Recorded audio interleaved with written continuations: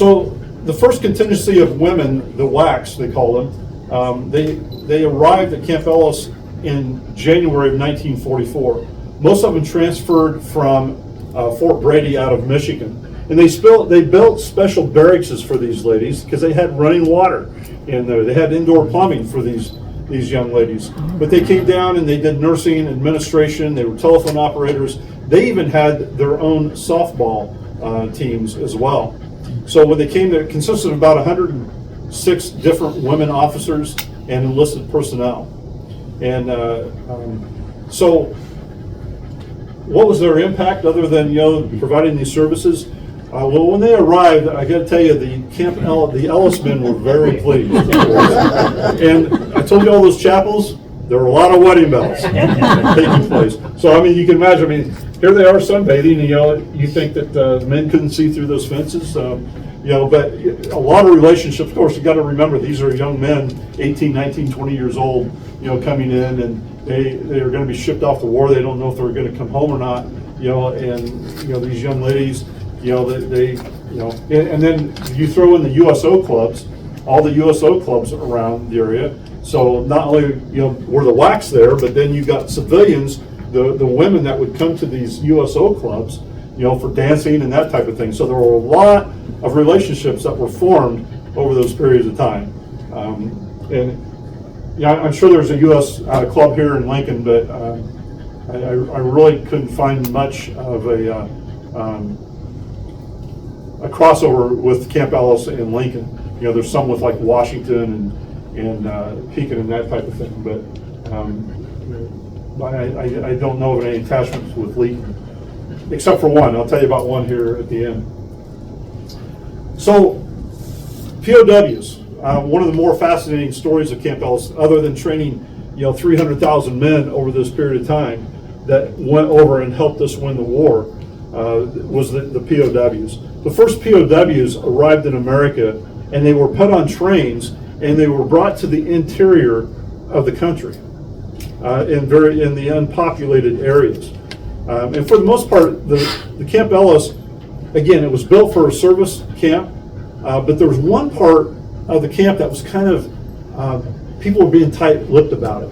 They were building this special section at Camp Ellis that had high walls, high barbed wire walls and towers and that type of thing. So of course speculation was that they were bringing in some kind of prisoners. Had searchlights and that type of thing. But again, it wasn't in the original plans. It was, but it was separate from the training facility, and it opened in August of '43. So the government, like I said, they were very tight-lipped about this encampment because many of the local residents, they didn't want any POWs even close to their town. The first batch of POWs that came to Camp Ellis, they were from North Africa and the European theater. They totaled about 1,000. The first batch was about 1,000 POWs that arrived at the camp shortly after it was activated. The camp was considered a minimum security camp. At its highest peak in 1944, the prison housed about 5,000 Germans, Australians, and Polish soldiers. There was no Japanese soldiers. It was Germans, Australians, and Polish soldiers. So the POWs, it was kind of a mix of Nazi and Germans. Again, back then, Nazis were one thing, Germans were another. And so at times there was war within the war, because the Nazis were very dedicated to the cause and the Fuhrer, and the Germans were those that were kind of, again, voluntold and kidnapped and sent to the front, to fight. So you had the Nazis who were hardcore, you had the Germans who didn't want anything to do with the war, and so sometimes there were fights within the war, within those walls. But most of the hardcore Nazis, they were brought here for a little bit, but then they were transferred to other camps. But they did house some here for a period of time. There weren't necessarily any deaths because of that war within the wall, but there were a lot of people who were beaten pretty badly during that time. POWs did quite a bit of manual labor, both inside the camp, but also outside the camp. They would cut brush, they would work in fields, they would lay brick, dig ditches. They helped with the flooding in Pekin, and they maintained the railroads. So the non-Nazi the German POWs, they were allowed to work outside the camp. The Nazis were not allowed to leave the camp. Some worked outside the camp and crop production. They would go to farms and they'd help the farmers. They would help build houses and barns, and worked at lumber yards, and they worked at local canneries and warehouses and that type of thing. Sometimes they were unguarded. I know my grandma drove some prisoners to different sites, and sometimes there weren't guards there, because these were the Germans who didn't want anything to do with this war, and they were good people for the most part. Again, the hardcore Nazis, they didn't work outside the camp at all, and they were constantly under guard. Prisoners, they received an allowance of 10 cents per day, 80 cents if they did volunteer work at like farms or public works or canneries. And they were paid in these things called chits. And I said chits. They were little coupons. This is how big they were. They were 1, 5, and 10 cents. And so it was against the Geneva Convention for them to have any type of money whatsoever. So this is how they were paid, and this is what they would spend in the commissaries, in the stores, and that type of thing. So these are called chits. So at the end of the war, a lot of these Germans, they were reluctant to leave, but they were required to. They had to go back because of the Geneva Convention. But when these prisoners were here, they were told when they were volunteered to go to the war, they were told, hey, it was just a matter of time before America was going to have to surrender, because they're out of food, they have no electricity, they're in chaos. But when they got on the trains and they started bringing them into the interior of the country, they saw cows and crops and electricity, and they said, they've been lied to. And when they got here, this was a better life for them than what they had at home. And they made a lot of friends with a lot of not only the soldiers, the civilian workers, the farmers, the people in the towns. They made a lot of friends with these people. They didn't want to be shipped back to their home country. They wanted to stay here. But many of them did return later on, and they actually married. They married some of the people that they met when they were here. I came across a special order. I got this plaque back here. It's a plaque that they had on one of the guard tires. I just thought I'd share it with you. This is what it looks like. It says, they have special orders. I thought it was just kind of interesting because number 2 says, I will not allow a prisoner to escape. Okay, well that's common sense, isn't it? Number 5 says, I will shout halt 3 different times. If the prisoner does not halt after the 3rd challenge and they get under or over the inner fence, I will shoot at the prisoner. Again, it's kind of funny that they have these orders that they had to post at these different towers. But there were a few escapes from Camp Ellis, but they were never successful. They were usually caught within 24 hours because you got to think these prisoners are in prisoner garb. They can't speak English for the most part, so they were quickly caught and brought back to the camp. So there was never a successful escape from Camp Ellis itself. Now that comes with kind of an asterisk, because Camp Ellis also had satellite POW camps at these various places, because these were places that had canneries, and a lot of the men were taken away from the canneries, so they sent the POWs there to fill in at these canneries.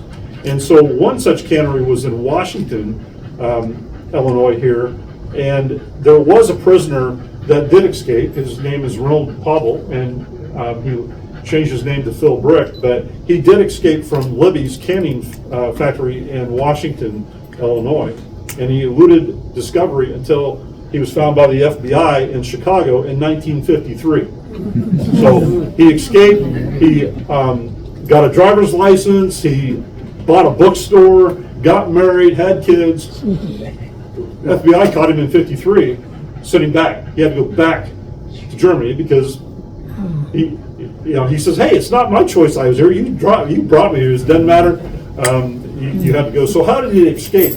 Well, J. Edgar Hoover in a magazine had an article called How Enemy Prisoners Are Recaptured. And when Phil was on trash duty, he found this magazine in the trash. And so he took this and he read this article on how these prisoners are recaptured. And so it says things like, you know, I got to hang on a minute. I won't read that. So he was able to speak English, and so he was able to somehow acquire $15 in American cash. Again, it was against a Geneva Convention for them to have any kind of cash, but he would trade products and stuff that he would make, and cigarettes and that type of thing with the guards. And the guards illegally would give him money. So he did accumulate $15 from stolen items, ran errands, and that type of thing. He got a map of Illinois.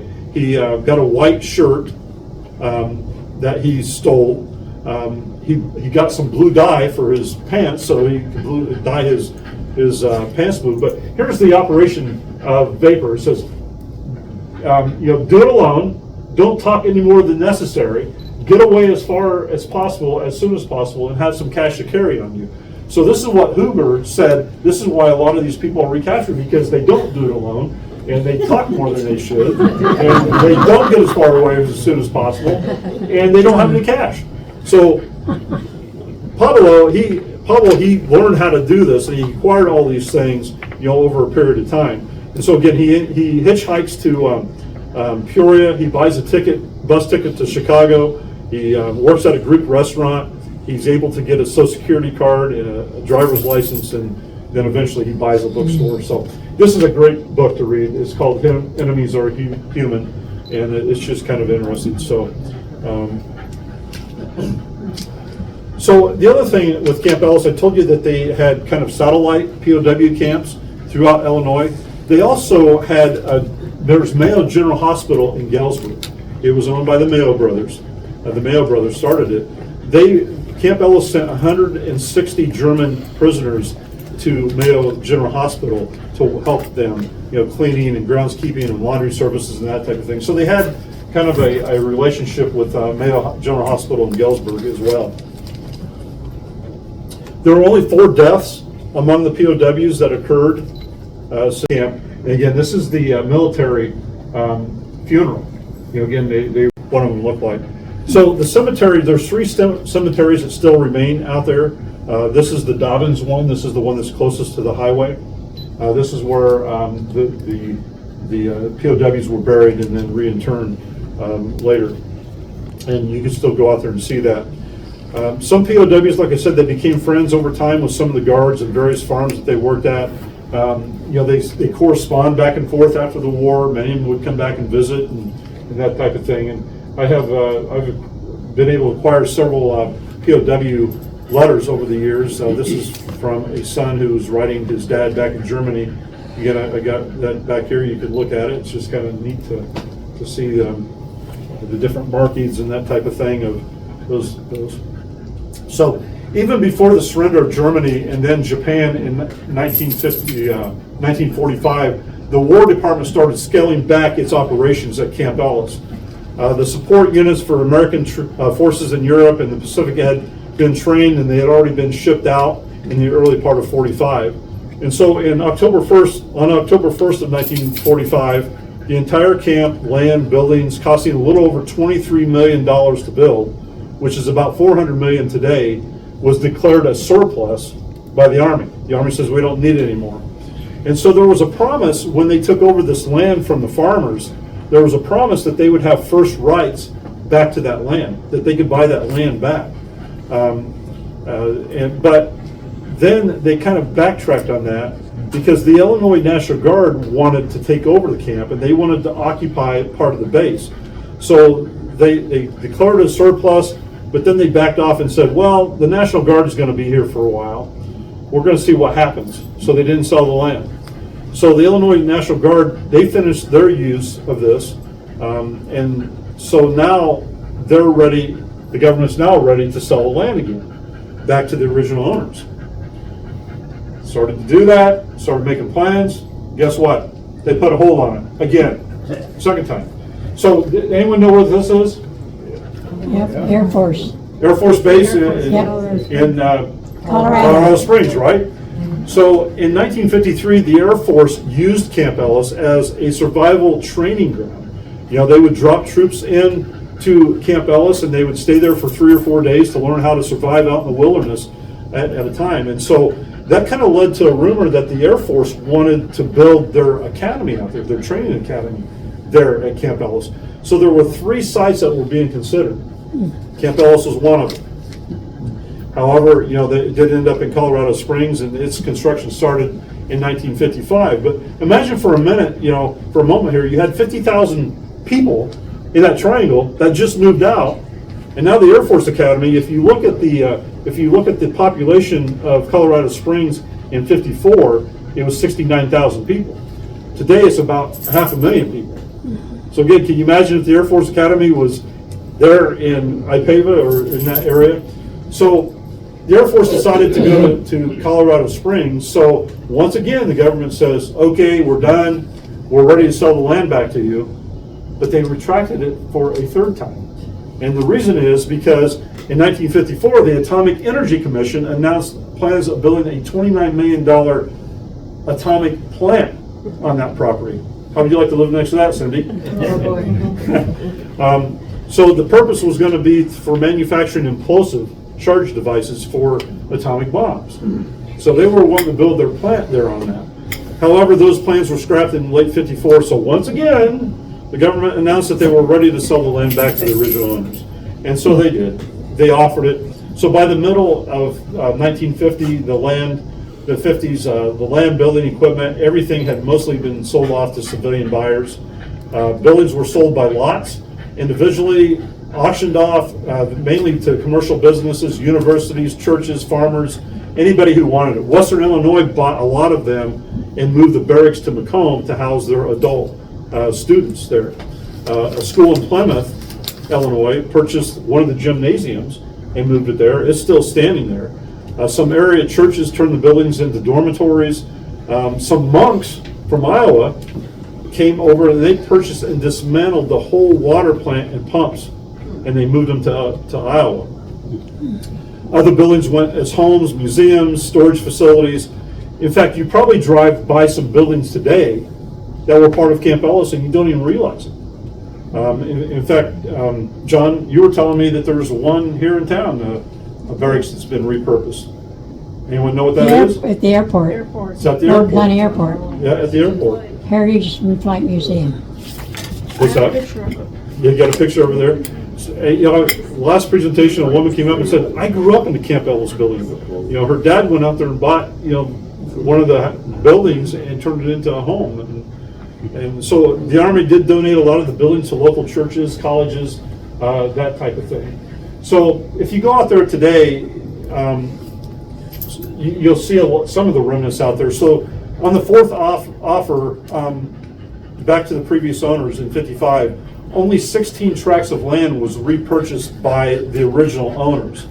And so they had 38 tracts of land yet to remain to sell that the original owners didn't want. Now, why wouldn't the original owners want those back? Well, a couple reasons. One is they sold it back at 150% of what they bought it for, you know, Yeah. so people couldn't afford it. A lot of other ones had already relocated and they had already established themselves, so they didn't want to move back. And they were concerned that the government was going to come back and take their land again. So they had 38 tracts of land that they finally auctioned off. The highest bid went for $360 an acre. Wouldn't you love to pay that for an acre today? $360. The last piece of land was sold on April 26th of 1955. So again, construction began in September 42. It opened in April 43. It was dedicated in July of 43. Training activities ended November of 44. Declared a surplus in October of 45. And by the mid-50s, it was turned back into privately held land and all the buildings were sold off.